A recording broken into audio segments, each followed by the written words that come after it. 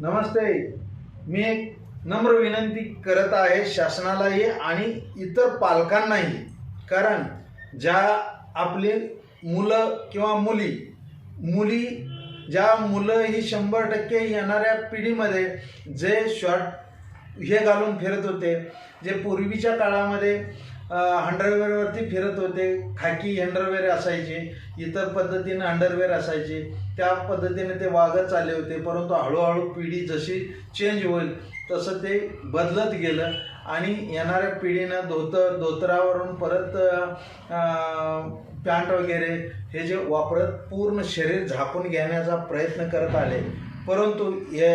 आता काही झालं, त्या स्त्री पूर्वी जे कासुटा घालून जे पूर्ण 9 वारी साडी नेसून जे फिरत होते, आज हळूहळू कमी होत आलं आणि येणाऱ्या आता काही नजरेमध्ये